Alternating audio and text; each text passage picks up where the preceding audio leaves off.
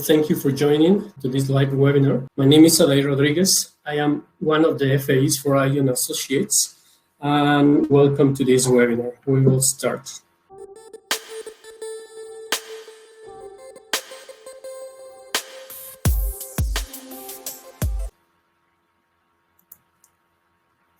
If you have any question, there is a window chat on the right side, so you can type your questions and we will try to respond using the chat, or also we will give a couple of minutes during the live session to try to answer. So thank you once again for joining.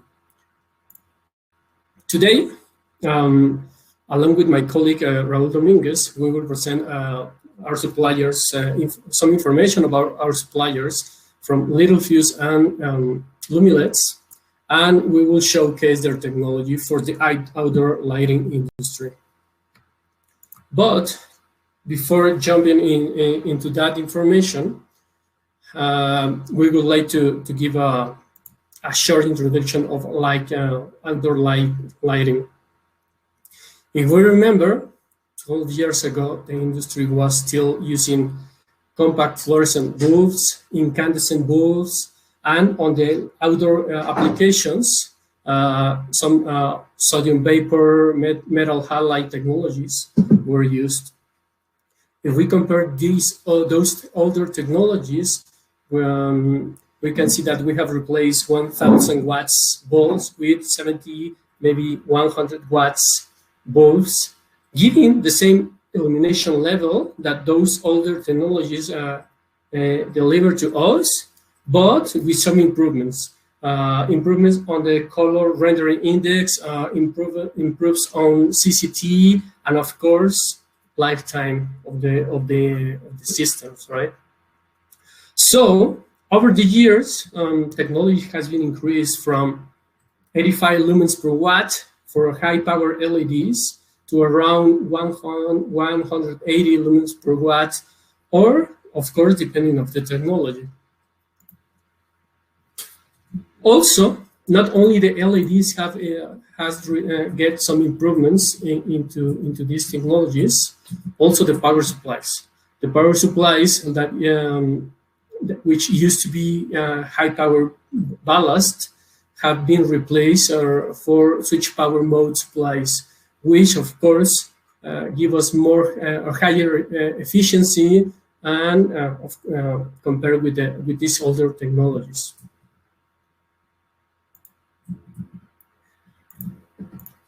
So as we move on from these older technologies to these new LEDs technologies that are constantly improving, we don't know, or we would like to know where the future will take us into these new products. So talking about that today, that leads us to our first section, in which our colleague John Grant will present some of the latest technologies from Lumileds. So thank you, Heather. Thank you. Thank you. Let's see, get the next deck going here.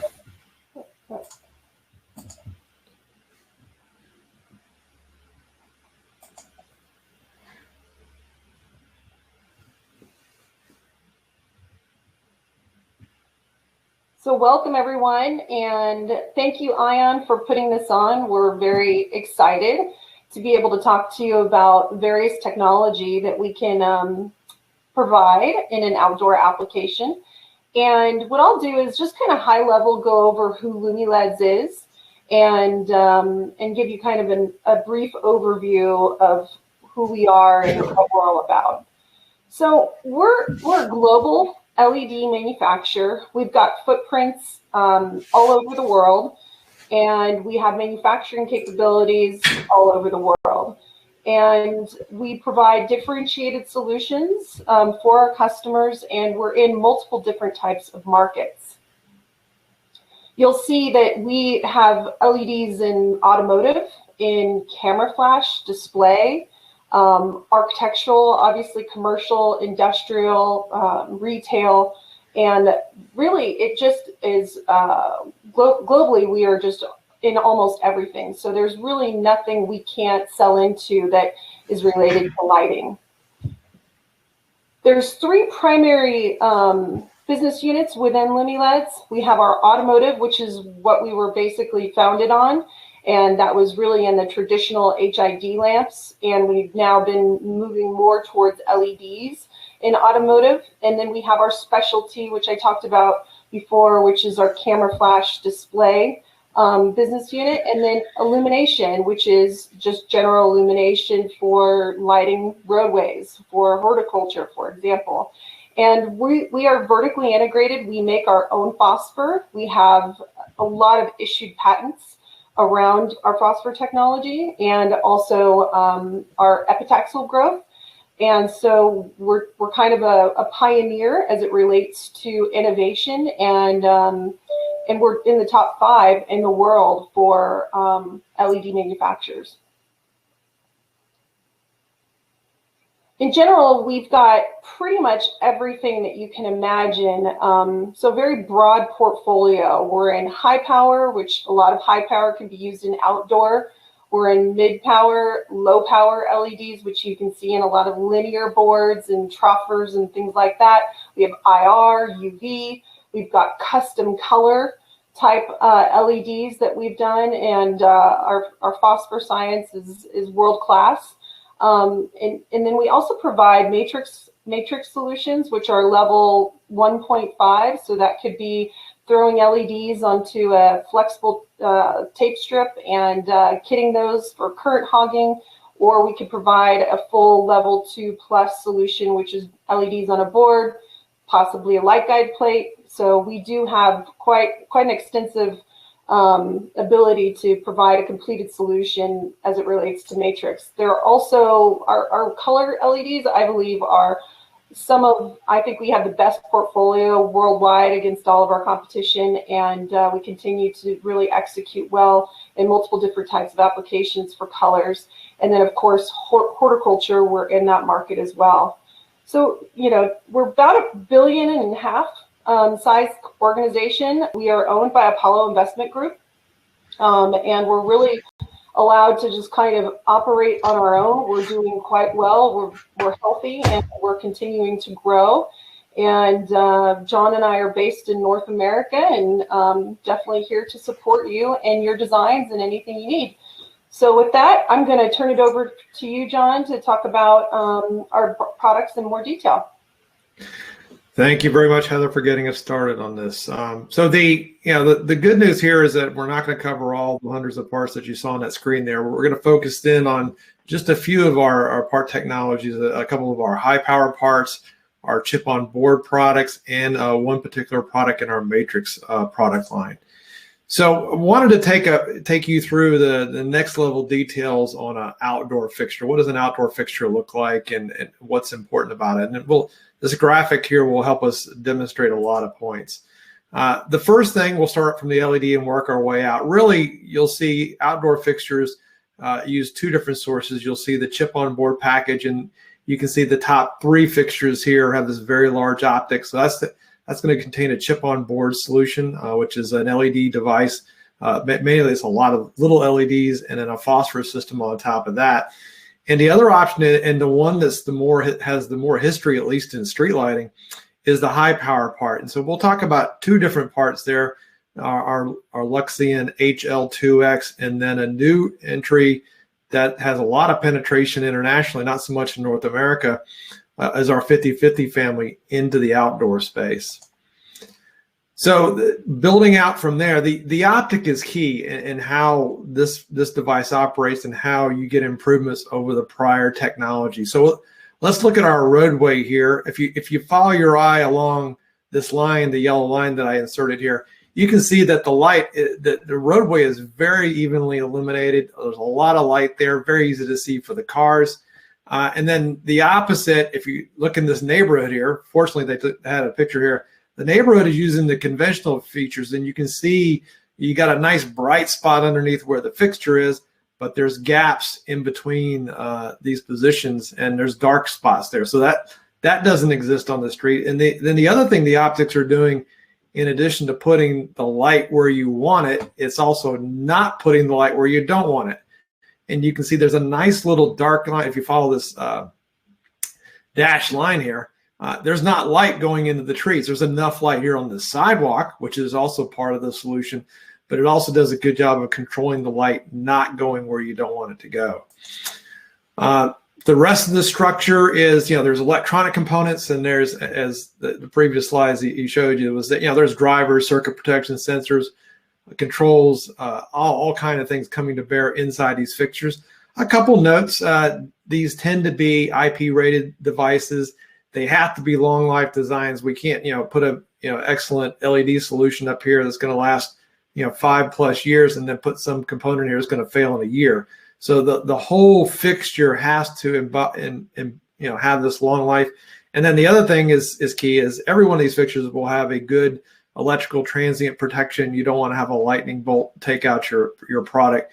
So I think, holistically, not only did the LED have to come along, but also the rest of the system had to come to bring this solution to bear in the market.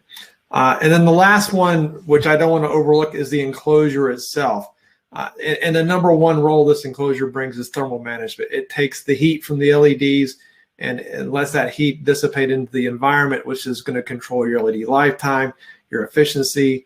And then beyond that, the obvious things, it's a mounting frame for all the components, and also, gross mechanical protection, rain, hail, objects. So it does a lot there. So it's, the fixture does a lot of things there that are helpful to make this product come to bear. As I said all that, and I focus on street light, I just want to make sure you understand that these same fundamentals apply regardless of what light you're doing. You're still in the outdoors. You still have the same electrical connections. You still have the desire to not bleed light out into the environment. So as in that center gas station environment. So these applications, these fundamentals apply regardless of the lighting product. So where does Lumileds really differentiate itself? This is a lot of words, but I'll just summarize briefly. Lumileds has a comprehensive portfolio. We're going to have the LEDs that work in let's say a lower light output bollard that sits on a sidewalk, all the way up to a high mast that's sitting above an interstate system. Lumileds has been in this business for a long time, and we have the high reliability products with the best lumen maintenance that are going to, that give you a confidence that you can put that fixture out there with a 5-year warranty. We have other support with our matrix system for doing boards. And we also have the product range. The interesting thing is I think some of the older technologies used to have these warmer color temperatures, 27, 2200. And then LEDs first came out, were cool, and now they're asking for warm again. So the LED technology is bringing that to bear, and that's because we have our phosphor technology, and we can do the things that our customers need to succeed in their products. So let's dive down a little bit deeper into each of the LEDs that we discussed. The first one is the HL2X product. This is really the mainstay of the roadway market. It's a 2 millimeter epi product. The die size inside a 2 millimeter, but it has a dome on it and packaging, which brings it up to 3.5 on the side. This is an industry standard footprint. I could name off some of our competitors that share this footprint. So that's a standard in the market. We have very high performance at 318 lumens at the 700 milliamps in the hot and in 70 CRI. We also try to do the best that we can relative to usable light and color over angle. I'll have a slide on color over angle, but usable light, we try to make sure that the light is coming out of the package and going in a direction that can be captured by the optic. Other suppliers, you'll find that there's some stray light that might sneak out to the side and really diminish what can really be accomplished with the product. So just some key points about our design. On the color side, we try to make sure that we've got a nice uniform color on the beam, like the lower right. Other competitors, they may sacrifice color over beam for a lower cost product or maybe something slightly more efficient. But it all works when you get to that project where you have this big yellow band on the side of a building or against a wall. all of a sudden that color over angle becomes important. So Lumileds is interested in providing every potential advantage that we can bring to bear through our expertise in building these products. The 50/50 product line, we have that's what you can obviously see here, a round and a square product. Both of them have the same footprint. The goal here was to increase lumens per watt and better efficacy, lower power consumption. It's still delivering all the lumens that we expect in this product. You can still do a good optic. I think the HL2X class of product will have a slight optical advantage, but there's any number of applications where you're going to be able to get an optic either designed for your fixture or from an off-the-shelf optic that'll do a great job for the application. We have the complete choices of CCTs and CRIs based on whatever application you want to do on the outdoor. And there's also convenient voltage options that might help you with your driver, or match up. 6 volt is very popular in this arena. So we can, with a closer look, you can look at our data sheets and determine the best product for your electrical design. The other thing that we've proven out, once again, going toward robustness, is to make sure that, hey, we're moving to this different package. How do we know that we're competitive in terms of robustness with the other technologies in the market? And Lumiled's goal was to produce a product in, if you will, like a mid-power plastic construction that matched our ceramic dome products. And so the way we prove that out is by throwing it into a hostile environment. This is the results of an H2S sulfur test. And you can see that it's diminished a little bit. As you look at time going on here in this accelerated test, we are keeping up with the purple column. That's the original technology. The orange is a traditional product, a competitor product that nominally has the same construction, but you can see has is not as robust as the Lumiled solution here. And you see that not only in terms of lumen maintenance, but then you also start to see the color shifts. You'll see the color shifts over that portion of time. Now, once again, this is an accelerated test to demonstrate, relative robustness. Not like anybody would see this in the field, but we want to prove out that the Lumiled technology for the 50/50 is a valid LED product for that platform. And how do we get there? Once again, since Lumiled is vertically integrated, we know the phosphor systems. We know the silicones that match up with the phosphor systems so that you don't end up cracking wire bonds when the product either expands and contracts. The wire bonds are robust, they're gold. The chips are robust. And then we also add coatings to the lead frame to make sure anything that could get in there as a corrosive actually keeps the part integrity in place and keeps the part working for a long time. So, Lumiled has the design teams. We're primary on this, and we have a good history to back us up. Likewise with chip-on-board products, these are designed actually kind of similarly to the 50/50 that I just showed you, with some slight modifications. But once again, the same baseline technologies: the phosphor system, silicones, the wire bonds, the chips, and everything that goes into this. And then the COBs, the one advantage that Lumiled has to market is we use a very high thermal conductivity substrate.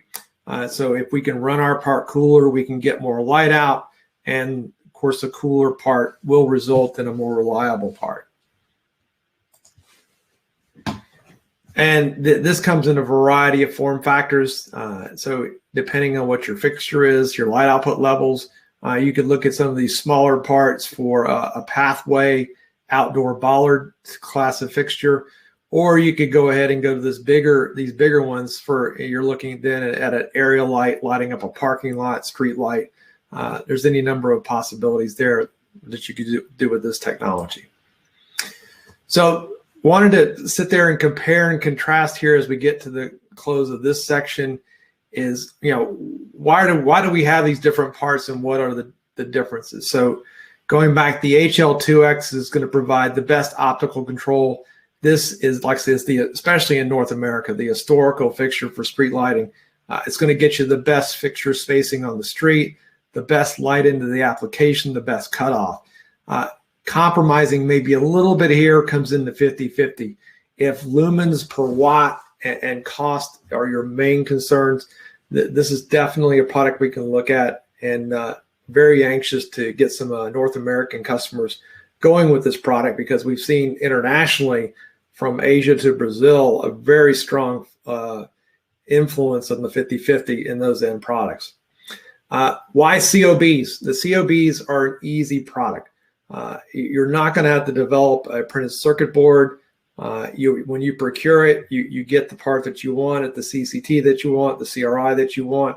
And so maybe for smaller volume products where you don't want to make that investment in a printed circuit board, the COB is a great answer. And to back all that up is that the rest of the mechanical system is there, and the optical system is available off the shelf that provide the holders that can bolt the COB into your fixture. And there's also the secondary optics that are off the shelf to do those outdoor distributions. So that's the summary on from the LED perspective. I wanted to throw one more idea at you, and this is part of our Matrix team offering. Lumileds has always been involved with doing higher level fixtures. We'll call those level 2, level 3 fixtures, where not only do we have products that integrate the LEDs, but we also add in the optics and in some case driver components. In this case, this is a technology which permits low glare, very easy viewing fixtures, more inclined to pedestrian and high traffic areas, but still gets you the optical distributions you want to put the light on the ground at large throw angles, so that you don't have to put as many fixtures down. And so, Lumileds, once again, goes a little bit further than the rest of our competitors in providing these level 2 solutions. And these things are out there in the market as finished goods. And so if you're interested in this kind of fixture, maybe you haven't thought about it before, but you're interested in a low glare product in the outdoor space, please reach out to your Ion Associates contact, and we can get yourself set up to have a conversation about that. So anyway, that's my presentation. I don't know if there's a way to capture any questions or ready to move on. Thank you, John. If I'm not sure you have any of you have any question, you can send the question on the chat window on the right. But so far we don't have any question. Okay. Well, no problem. I encourage you to reach out and let us know if we can enter into any conversation on any more of these products. Thank you, John. Thank you.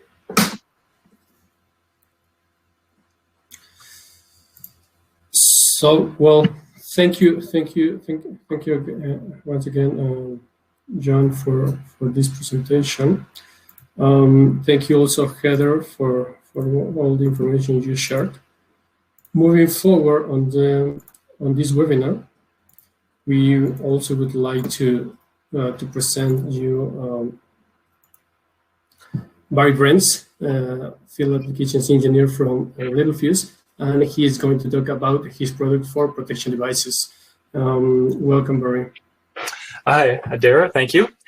So I will share my screen, and let's see if this works. Can you hear me okay? Yes, we can hear you. Okay, and you can see my screen here? Yes, I can. Yeah. Okay, so I will talk about the Littelfuse products for lighting, and feel free to ask questions as we go. I think I should be able to hear you, or if you raise your hand or something, maybe Adair, you can tell me, because I can't see that part of the screen. But yeah, I'm Barry Brents. I'm the field application engineer for Littelfuse. So I'm going to do just a overview of our products for the lighting market. And this first slide is just just a little bit on the history of Littelfuse, just to remind everybody, we've been around for a long time, since 1927. We've done many acquisitions over the years, and we're a lot more than a fuse company now, with products for protection, control, and sensing. So a very broad area. The IXYS acquisition was the latest thing we did, actually formally closed 3 years ago in 2018. So in the world of lighting, the transients can be a big problem, whether from lightning strikes or switching surges on the power line. That presents a hazard for lighting, for electronics in general. And of course, the frequency range varies, but the important thing to worry about is the intensity, the currents and voltages associated with these strikes. Direct strikes are very difficult to protect against and very specific in small areas, but then the induced lightning strikes and switching surges can affect the larger area, so they're more likely to affect you. And the currents and voltages are not as high, and it is possible to protect against those. So the damage that can occur can happen from switching transients, like switching capacitor banks off and on in the power system. Inductive discharges, motors windings have a lot of inductance. So these are a significant source of transients that can damage your equipment. So looking at lightning strikes are, like I said, direct strikes are very bad, but induced lightning strikes from nearby lightning can have widespread damage, and they can be cloud to cloud, just strikes between clouds, that can cause a charge to build up and then discharge, and that can cause a charge to build up on power lines, and then when you have the discharge in the cloud, the charge disperses, causing currents to flow. And of course, these large currents in these long power lines can find their way into your equipment. And then, of course, cloud to ground strikes, the kind of strikes we tend to worry about more. And even though your building is not struck by lightning, if you're maybe a kilometer, 10 kilometers away, you can still get induced voltages and currents in your equipment. And there are IEC specs, FCC specs for telecom, but IEC and ANSI specs cover these types of lightning by giving us simulated surges that we can then use in our lab to test equipment. And the 8 by 20 microsecond surge is the most common surge, with an 8 microsecond rise time to peak and a 20 microsecond decay to half its value. And then this slide is just showing lightning strike frequency around the world. And I think most people know, if you live in Florida, you're going to see more strikes, in California less. And so it's just kind of a fun picture to look at and see where lightning happens. And then this has caused the different agencies to give us these standards where they say you have to protect in certain regions against maybe a 10 KA, 10 kiloamp, or 5 kiloamp lightning strike. And again, this is relating to that 8 by 20 microsecond surge that shows up in the IEC specs. So that's the peak current of the surge. So why do lightning surges and transient surges matter now and not so much 20 years ago? Well, because of LED lighting and LEDs and LED electronics, drivers and things like that are more delicate than the old ballast and wires and chunks of iron that were found in the old, like sodium vapor and mercury vapor bulbs of the past. And light fixtures of the past. So they were simple versus, the LED drivers are more complex. LEDs are more delicate than maybe the old bulbs. They are more expensive when you include the drivers, the LEDs and everything. But of course, the lifetime is longer, the energy consumption is less. So overall, the cost is going to be lower, but you have this risk of damage and risk of even fire when components catch fire on a circuit board. So, and of course, semiconductors, MOSFETs and things like that can fail when affected by a lightning strike. So these are some of the things we have to worry about that we did not have to worry about before. So looking in a system, this is showing, as I remove these squares, it will show the schematic of different parts of the system.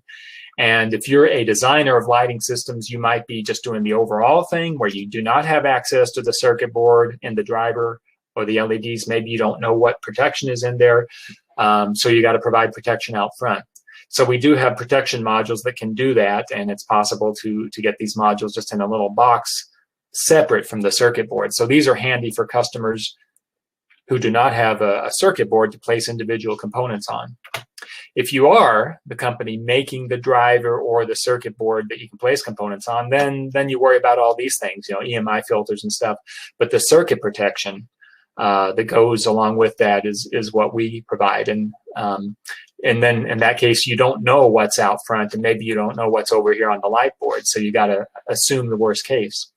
So like a simple fuse on the AC input, and then an MOV, metal oxide varistor, is a common thing to use.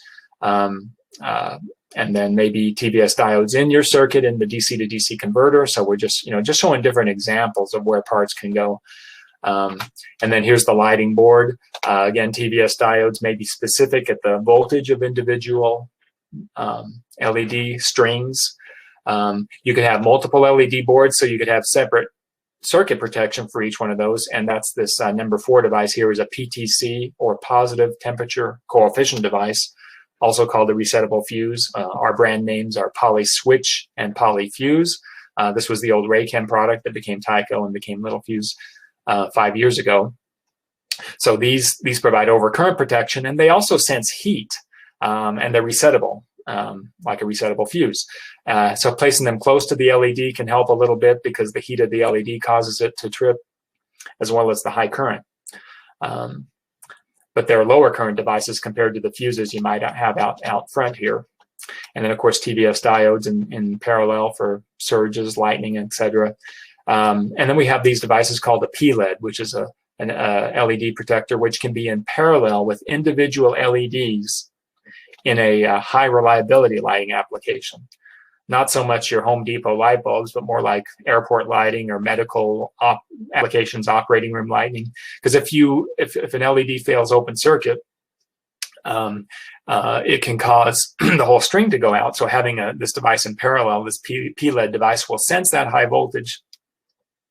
And when it does, it goes to a short circuit and shorts the current around that string of LEDs, or around that particular LED, and allows that string of LEDs to continue working. So sort of like a string of Christmas lights. Excuse me. So these are all the opportunities for protection in an LED system, in a lighting system. So looking at the modules that go out front, if you're the company putting together the whole thing and you're not designing the circuit board, you may want to have protection that you can just place out front. And that's what these LSP lighting surge protection modules are. So I have some slides on each one here. Like the LSP10 is rated for 10 kiloamps, meaning it can 10 kiloamps nominal, meaning 15 pulses of that 8x20 microsecond surge, and it can take one hit at 20 kiloamps. So this is our most robust part.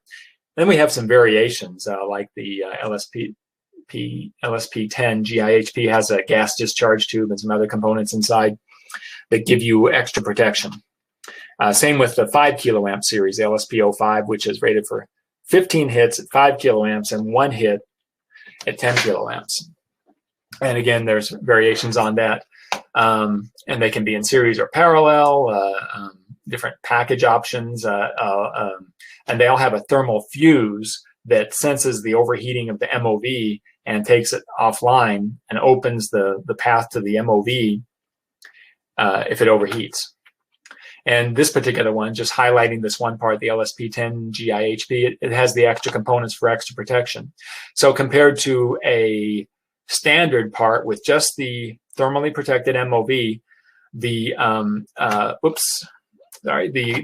clamping voltage that you can see after this device could be as high as 1330 volts. But this better device, the LSP10 GIHP, reduces that to 810 volts. So the quality of protection is better. The voltage that gets through the device is lower. And then our competitor happens to be worse, 1500 volts. So that's your measured limiting voltage, what you want to keep as low as possible. So the thousands of volts that appear on the input of this device outside the light don't get through to your equipment. So that's just one example. And we have a bunch of different parts, different voltages and things. And the MOV, like I said, it's a thermally protected MOV. When you choose the MOV rating, if you're designing this system and you're looking at the value of the MOV, the voltage rating of the MOV inside on the circuit board on the LED driver versus in the module, you ideally want the voltage of that MOV, the clamping voltage, the voltage rating of that MOV, you want it to be a little bit lower out here versus what's inside, because you want more current to go out here. And if one component is going to be damaged by a high surge, you want it to be this module out here, not your equipment here, not your LED driver or LED board, because those are more expensive than this device.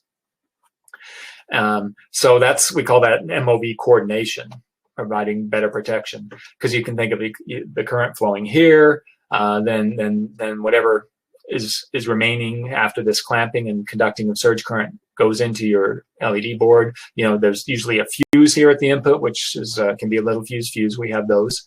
So you want I2 to be lower than I1, and then some more current is going to get past this inner MOV. And this could also be a TVS diode in here. You want the least current, though, to be I3, to be getting to your MOSFETs, common mode chokes, LEDs, etc.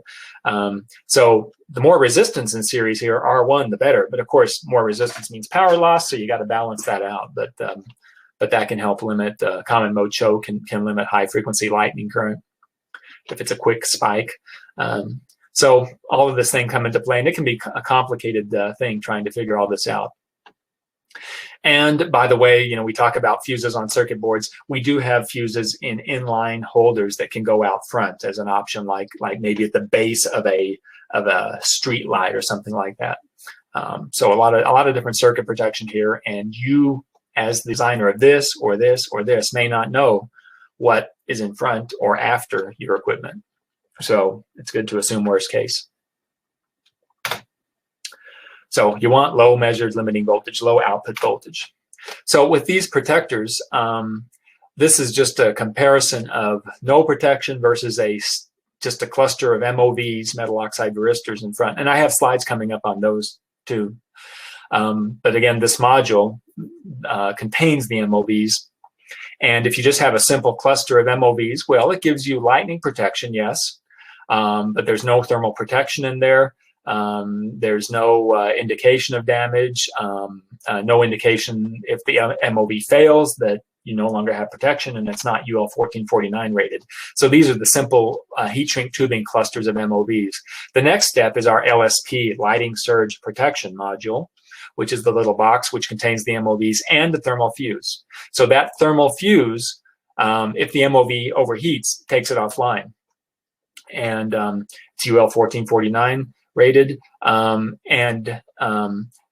Once it's taken offline, though, you are exposed. Lightning surges can get through to your equipment. And we do have options with like a little LED indicator, but the next step above that is a series device where that thermal fuse is actually in your series current path. So when that fuse trips because the MOV is failing and the lightning strike was too much, it opens the circuit here. And now all your LEDs and drivers and things are protected. So that's ideal because you don't want these expensive components to be damaged, and then you just replace this lower cost module. On the other hand, you're in the dark when this is happening. And so if it's a safety concern or something like that, you might be better off with this.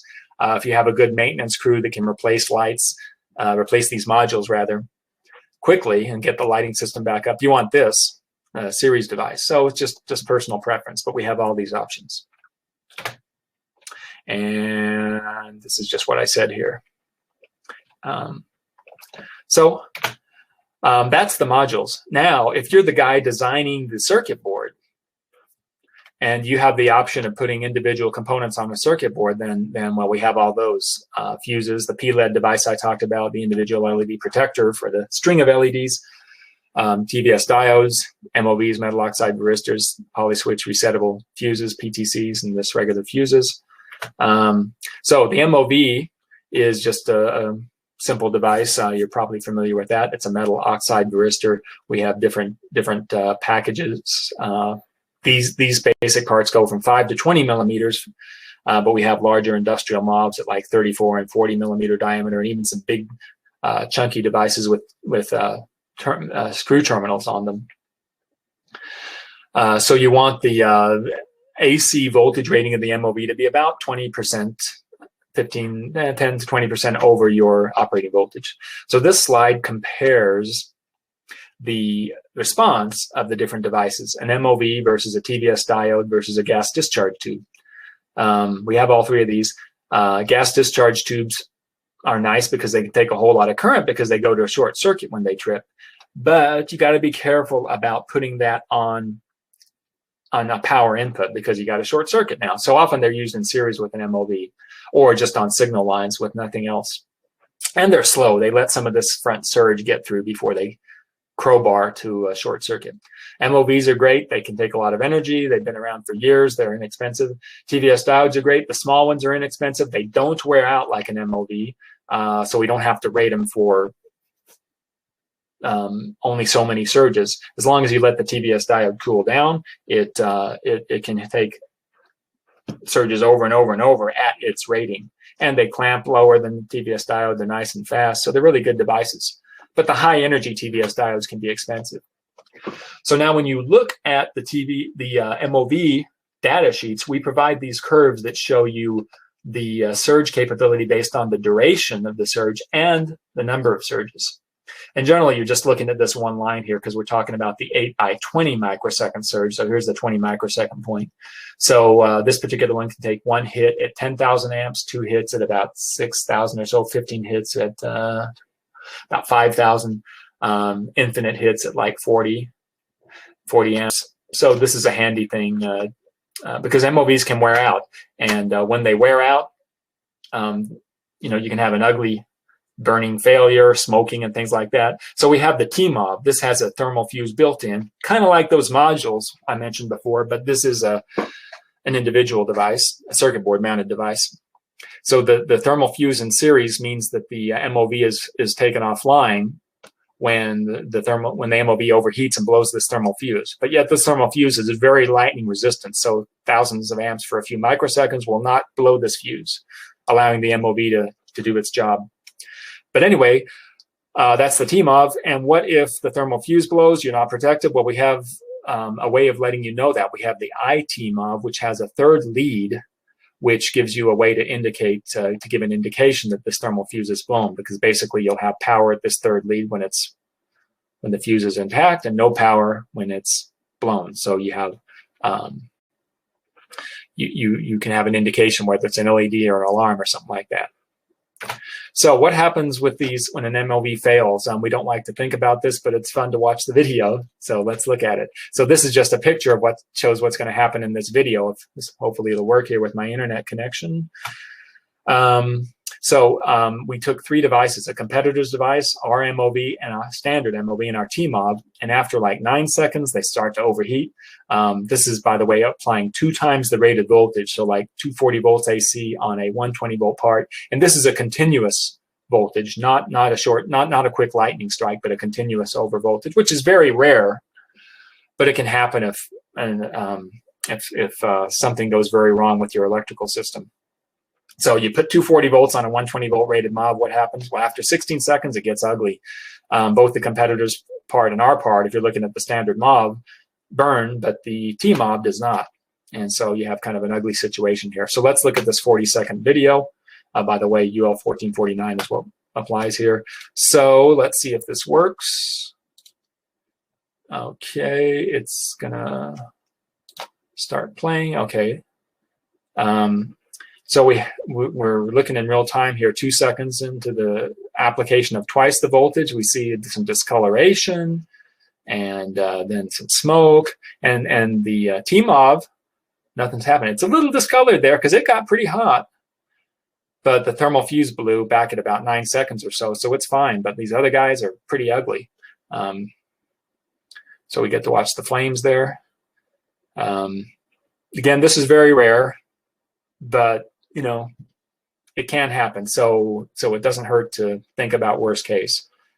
So if you have a possibility of twice the voltage or some high voltage being applied continuously, then that's the reason, whoops, to go to the, I got to click out of here, to go to the TMOV. And how can that happen? One example is a abnormal overvoltage, meaning loss of a neutral, like you have a three-phase system that's normally 277 volts phase to phase. Maybe they're digging to replace for some construction or something nearby, and they cut a neutral wire. Well, you can have an imbalance, and you can have more than 277 volts across line to line. Or maybe something similar can happen in a 120, 240 volt system, or you just have a really bad electrician who connects up 240 volts to 120 volts. So these are rare, but if you think that's a possibility, then maybe consider the TMOV. So we're finished with MOVs and protection. We're almost done here. Just a couple slides on the other the parts of Littelfuse, the power semiconductors. So because Littelfuse acquired IXYS 3 years ago, we do have MOSFETs. These are high power MOSFETs, not your 10 milliamp MOSFETs, but more like tens of amps, hundreds of volts, on up to like 4,000 volts. So we have MOSFETs, IGBTs. That was the niche that IXYS did very well. And so now all that is part of Littelfuse. And then how do you drive a big MOSFET? Well, you need a gate driver to go with that. And we have those too from the IXYS Integrated Circuit division. Not really shown here, but it's part of the IC division, which was the old CP Claire. And we have drivers, low side gate drivers to go with LEDs. I'm sorry, to go with MOSFETs and IGBTs. And then also solid state relays and a lot of interesting parts from that group.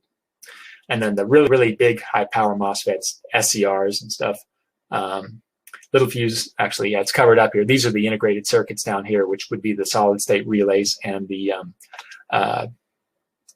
gate drivers. So that's the IXYS part of Littelfuse, which is a very big product line and a lot of products. So we're at the end here. Just to let you know, we do have a nice design guide for LED lighting that kind of goes through some of the stuff I talked about. Here's the link to that. We can send this presentation out. And lighting industry website, meaning we have product segments on our website, but also industry segments as well for like automotive, solar power, or whatever. And we have one for lighting. So a lot of resources for lighting. This lighting design guide talks about the ANSI and IEC standards and how to choose protection, fuses, MOVs, modules, LSP modules, and it's pretty informative. And then there's an LED or an LSP module design guide. I'm sorry, a design and installation guide that goes along with the individual LSP modules. It's kind of a handy thing. So that's all on our website. So time for questions, comments, or anything. I guess I can stop sharing unless I need to jump to a data sheet or something. Thank you, Barry. Yes, we have some questions. So let me, can you help us to choose the right SPD or MOV for depending on the application? Yes, so maybe I should share my screen again. Let's see here. Oops, I like the feedback there. So maybe if I just go to the Littelfuse website. So the question is about choosing an MOV? Is that right? How to select, yeah, if you can support on doing some recommendations of SPDs or MOVs. Okay. Or how can we do this? Okay, well, basically, for an MOV, well, like first of all, you want to decide, do you want radial leaded or surface mount? Radial lead's more common, but we have a pretty good selection of surface mount. And then that MOV catalog there has some steps on that. It's a little bit outdated, but basically, the first thing you want to know is what surge do I need to survive, and what is my operating voltage. And so if you look at the LA series MOV, which is kind of a basic series, Like for example, here's some parts with an operating voltage of maximum AC operating voltage of 130 volts AC. So if you're at 120 volts max, this might be a good choice.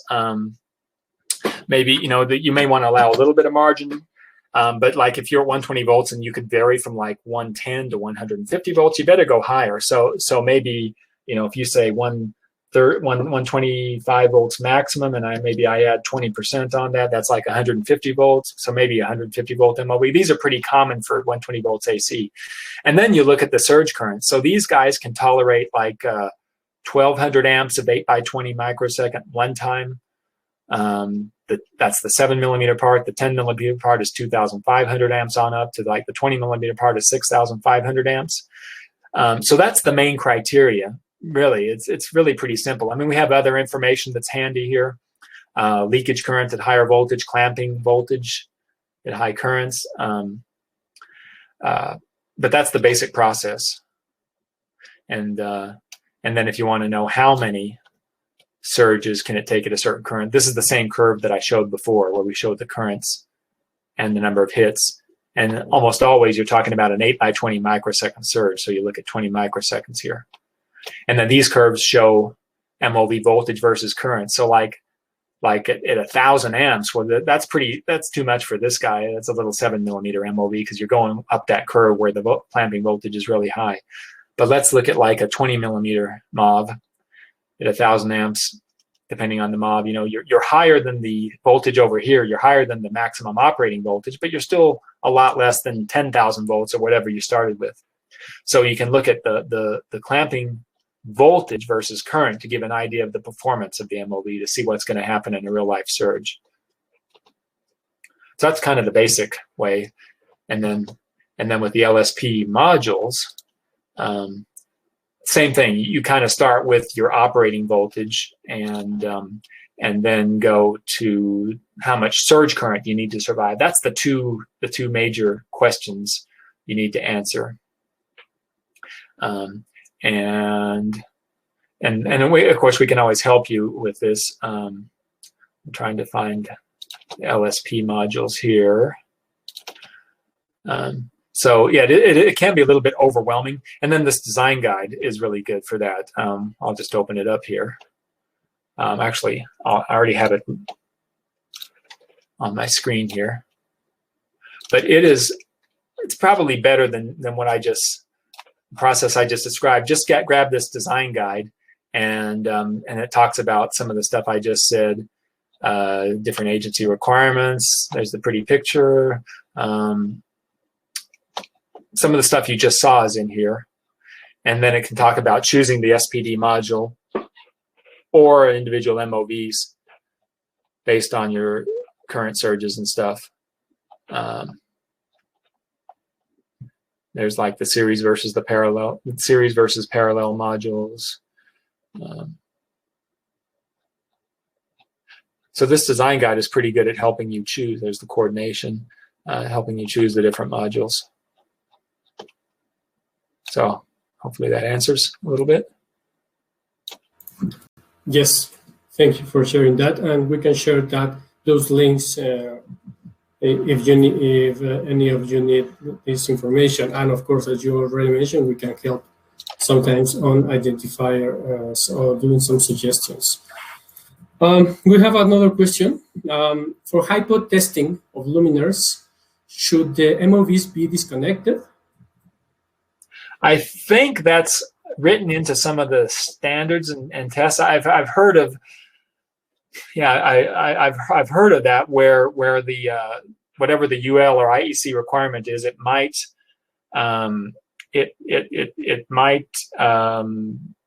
say you're allowed to do that. So it's really up to the customer and up to the standard you're following. And very often, like if there's a 240 volt MOV in there and you're doing a HiPod test at 1,000 volts, well, that MOV is going to conduct and you're going to fail the HiPod test. So either, you better be able to disconnect it or you can't use an MOV. But if you still want over voltage protection in the circuit and you want to keep it connected during the HiPod test, you can have a gas discharge tube in there. and I could pull up a data sheet, but I'll just pull it up on the website quickly here. So a lot of gas discharge tubes trip at like 75 volts. A few hundred volts or so, but we have some that trip at very high voltages. And let me just pull up one here. Like here's the spark over voltage of the gas tube is where it's going to trip. So like here's some that like don't trigger until 2,000 volts, 3,000 volts, even higher.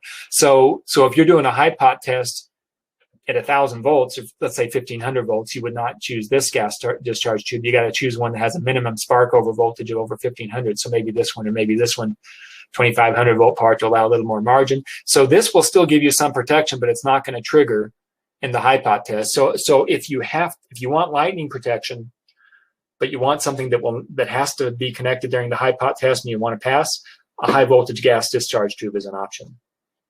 And maybe you can have this connected between line and ground and still have lower voltage MOVs between line and neutral or line to line and stuff like that. Okay, I hope that answers. But yeah, thank you. And of course, is as you mentioned, is case by case, right? So, yeah. Yeah. Okay. Thank you. And we have another question. For LED luminaires, commonly uses SPDs for government lighting projects. Do these kind of projects or LED products for governments, they normally use SPDs? So you're asking if they normally use SPDs? Yes. Do they? Yeah. So you mean are they normally using just in general a surge protection device? Yeah, I mean for these kind of projects, government with sometimes these require external protection. These normal take all the. Oh, sorry, I'll start again. These kind of government projects require protections. Do they normally, have you seen the use of SPDs more frequently than maybe the discrete MOVs? Yeah, I mean, it all depends on, I guess, yeah, I'd say the answer is yes. I mean, it all depends on trying to find, I thought in this guide we had a table of some of those standards. It all depends on what standard you're trying to meet. But yes, because some of these, like I forgot what, there's like the, I can't remember the terminology now, but the enhanced test, and the extreme test where you have the 20,000 amp surge, then yeah, you kind of have to use an external module because that's more than most MOVs on a circuit board can handle. So yeah, those are being used more and more, and it really depends on what agency you're trying to meet, what requirements you're trying to meet, who the governing agency is. But yeah, it's definitely more common, and the modules are they always used? I'm not sure. You probably most of the time, yeah. Thank you. Because yeah, when that 20,000 amp surge shows up, you got to have some pretty rugged protection in there. And you already mentioned during the presentation for these external or government projects, in some cases you need some product to be removed in case of failure, so you can change the protection, right? Yeah. So these are a low-cost item that can be replaced, and yeah, that makes life easier when you just replace this little module versus a whole LED driver or a whole luminaire or a LED board. Yes, thank you. And we have a last question regarding your part of this webinar. I mean, depending on the product, can we get sample? Can we be able to get samples for these protection devices, MOVs, or maybe SPDs? Yes. Yeah, we're happy to give out samples to customers, and yeah, at Ion Sales, our reps usually handle yes. the samples. But yeah, either way, we're happy to give out samples, whether the question comes to me or the rep. We'll definitely get you samples. Yes, thank you. Yeah, and that is part of our support or as Ion FAEs or sales account managers. We help on the support or on sales and samples, and also the support in parallel with you as NFAs, right? Yes. Okay, thank you for that. I don't see we have more questions. Everyone is welcome to send some questions using the chat window. You can use them on public or private if you want. And we'll have another 5 minutes at the end of this webinar to more questions if we have received more. So thank you, Barry. Thank you for the presentation, for the information you shared. We are going to move forward on this presentation. Now I'm going to share my screen. So as we already present, we were able to present some information from our partners from Littelfuse and Lumileds. But the idea is for this webinar also is to give you more ideas of how to, or more products to implement in your projects. On this block diagram that I am presenting, we are trying to mention just few components that could be used in your luminaire. Whether you're using only an LED, you will require, as an example, an LED driver. Could be a module or a discrete solution. For the LED parts, you will require maybe also the optics or the heatsink. And in some cases, if you want to implement some intelligence for your street light, we can support, or you might find maybe you might want to measure the current consumption of your lamp. You might want to detect motion to turn on or turn off the LED, or if you want to have remote control for this entire system, you might want to implement some wireless or wired communication. Talking about wireless communication, well, our colleague Raul is from ION is going to present some of the solutions we can offer. So welcome, Raul. Hello, everyone. My name is Raul Dominguez. I'm an ION FAE. I specialize in wireless and IoT. So please feel free to ask any question. We will start seeing which communication options we have for outdoor lighting. So we can see that there's a lot of them. We have the cellular Cat-M and NB-IoT. We have LoRa, we have Sigfox, we have Wi-SUN. But there's always a hidden cost that lies in there that normally people don't realize until they go live with the customers and they start implementing it. So let's take a look of it. For example, with Cat-M, it is a star topology, so there's no cons there. When we see a mesh or tree topology, if one important node fails, then we will lose a branch, or we will not be able to see a lot of them. Second, the infrastructure deployment. With Cat-M and NB-IoT, the big carriers have already deployed the infrastructure. Sigfox has already done it also.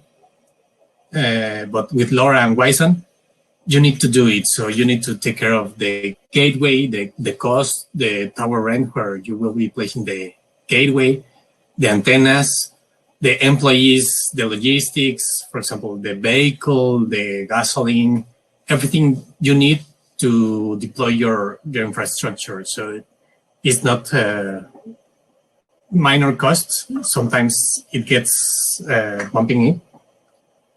Also, the maintenance of this infrastructure for the carriers or the Sigfox, they take care of it. But if you are doing LoRa or Wi-SUN, it's the same. You need to pay for the vehicle cost, the employees, insurance, logistics. All these costs will impact you at the end.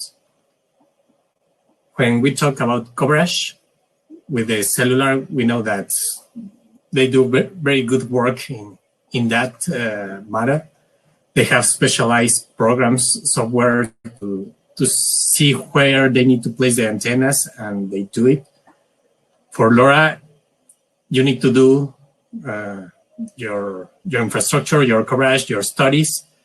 The software, I've seen how it costs, the software that, for example, that AT&T uses, and it's prohibitive for a small deployment. The coverage on Sigfox is low. And with Wison, you need also to do your analysis. And when we come to the signal strength, we have very good coverage and strength with the normal carriers of cellular. With LoRa, it depends on how you deploy it, how many antennas, how many gateways you place in there. With Sigfox, it's very low.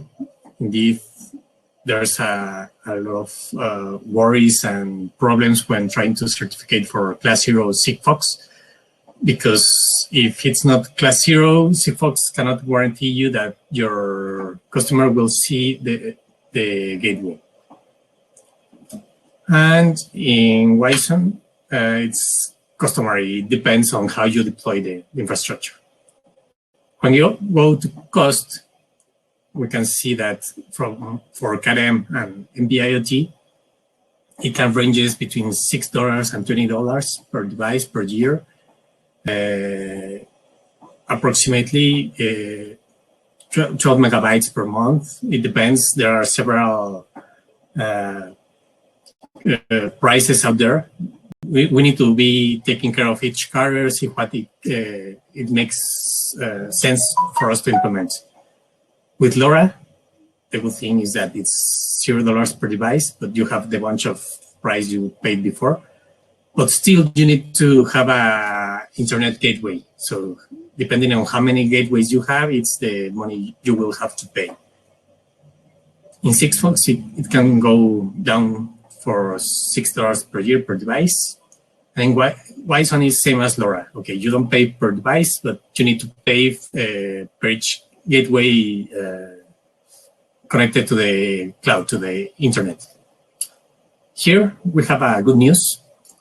u-blox just released their communication services, and we can offer a fixed worldwide price starting at 0.20 cents per 500 MQTT messages. There is no roaming. There are more than 600 carriers in there, 190 countries, as I recall. The MQTT broker service is included. That is very important. You have the security there and more. So with the communication, we have 3 different options. We have MQTT Anywhere. That's the one that I mentioned before. You have a global SIM card. If you are using LoRa, you have to translate from LoRa messages to MQTT and be delivered to your cloud. We can do that. There's also a package there. Or if you are already connected to internet by, say, Wi-Fi or Ethernet, we can take care of the things between your device and the cloud, and it's MQTT now. For the Anywhere, as I told you, 600 cellular carriers, 100 countries around the world, same price everywhere, no roaming. You will have an enterprise-grade MQTT broker that you can't grow exponentially because it is mounted on Amazon Web Services, so there's no constraint. If you want to grow from 5 devices to 5,000 devices to 500,000 devices, you can do it. Here is the coverage that we have. As you see, there are just few gray spots that we cannot cover. And here's the pricing. For example, for 12K device messages, the price is $2, taking care of the communication and the broker side. If you notice, I was talking about MQTT messages. So depending on what you want to achieve is how many messages you use. For example, we have 4 different services. For the -1, you just send the message and wish that it will arrive to the end. But you can go to the other side, the QoS2, when you get an acknowledge. That will use 6 MQTT messages. The overhead between normal internet and MQTT is big, 30 kilobytes versus 50 bytes. So that will help you. These are usage cases. For example, 30 minutes to communicate one message each 30 minutes. When you have an acknowledge, you will have to use this amount of MQTT messages, 11,000, and it will cost you $2. So everything that is in between here is taken care of by u-blox. And we have the modules to help you with that. We have 2G, 3G, CAT-M, CAT1. Depending on what you need, we can help you to choose the right module for it. We have some that have the GNSS integrated, so it can send the message, hey, I'm in this spot, I have problems, please come to fix me. And that's it we have for communication. If you need more information, please send us a message or an email and we'll help you. Thank you. Adair?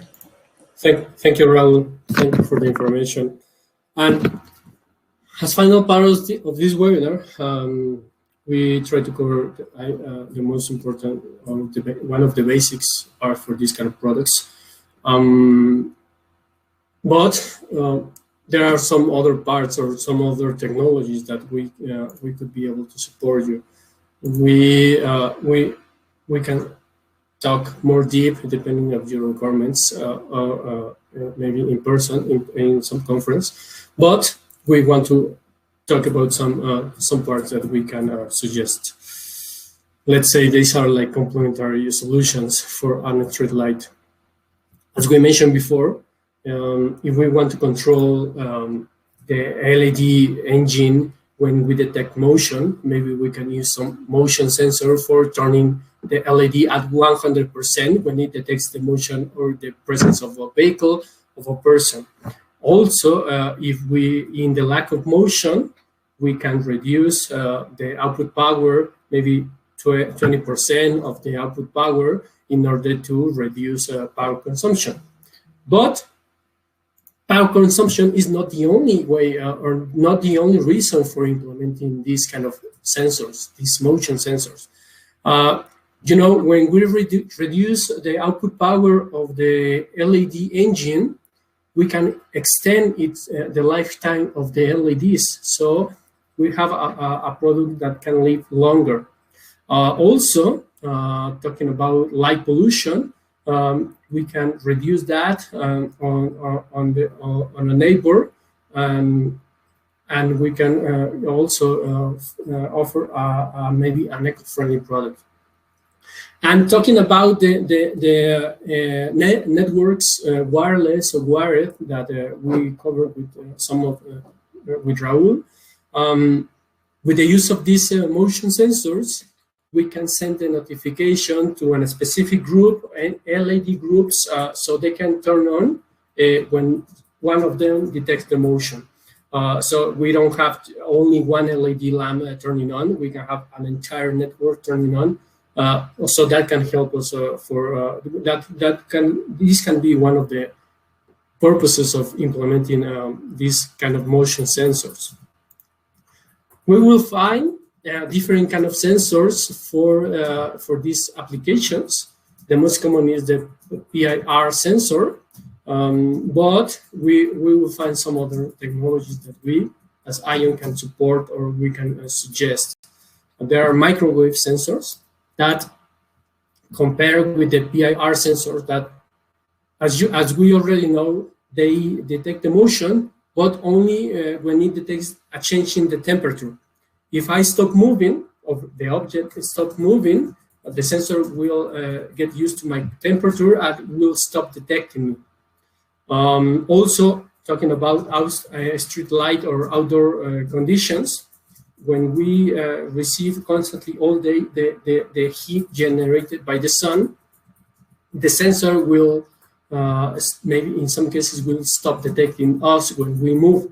So that is not good. Compared with these technologies, PIR technologies, the microwave sensors can help us on reducing these mistakes. They can be able to detect motion, but not only motion. They can be able to detect distance of the objects, or even occupancy. You know, if I am not moving, the sensor will be able to sense me. So which is really good or might be really good for these applications. So it can give us more advantages. We can be able to implement more things to our products, not only maybe the motion capabilities, but we have more to offer. We will find two different kind of sensors. The motion only, if we require maybe the basics for the implementation, but we have some others that works on 10 gigahertz, which can help us detect distance, occupancy, as we already mentioned before. And in an outdoor, talking about the application, the lighting, this kind of products should be placed in the bottom of the light engine, facing down. The good thing or the advantage of the microwave sensors that we can support is that we can have different customizations on sensing distance or angle of detection for the sensor. We can have different antenna sizes. We can support with recommendation of the antenna, building material, schematic, PCB layout. So there are many advantages with these products compared with the PIR sensors. And as we said before, we can be able to support more than only motion. Motion, distance, multi-point activity, occupancy, or even, well, it's not the case for this application of this webinar, but even heart rate or breath rate sensing. So this is one of the things, complementary things that we can support for these products, but there are more. You know, well, we need to remember that for every product, almost 100% of the design uses connectors. In this case, with the support of one of our partners, Amphenol, we can support connectors that are designed specifically for lighting applications. We will find products for photocells, maybe, supporting the two different standards, NEMA, ANSI, and Sagabook. We can support the product with all the product, all the parts as a group, or if you require every individual part, we can also support this. So with Amphenol ICC, we can help you with different connectors. The portfolio is really, really big. We can go as simple as just a header, or as complex as maybe communication, some specific communication connectors, power connectors. And talking about lighting, we can offer some other products for these applications. Some of them, as you can see, with IP67 protection, which for outdoor lighting is really, really important to consider. Not only the connectors we can help on for this kind of for these applications. Sometimes we need to turn on or turn off the light engine, so we can support with the relays. In these cases, maybe for energy savings, we might want to use lighting relays. And we have different shapes, different currents, different topologies on the inside. And talking about also the smart photocell or implementing a smart design into our project, we can support also the AC to DC modules. From 1 watt up to 20 watts, AC to DC, universal input, and you can see UL approved. So finally, as a closure for this webinar, we try to mention one of the important products that these products can be supported from us. The LEDs from Lumileds, the protection devices from Littelfuse, sensors, communication. We can find many other products, maybe many other components within your design, whether you are designing from zero or a discrete solution or doing an integration in your system, we can help you. And well, that would be all from us. Raul and me are INFAs, and we can help you with some of these suggestions. Also, we would like to thank you, Barry and John, for the presentation that you shared today. We really, really appreciate your attention.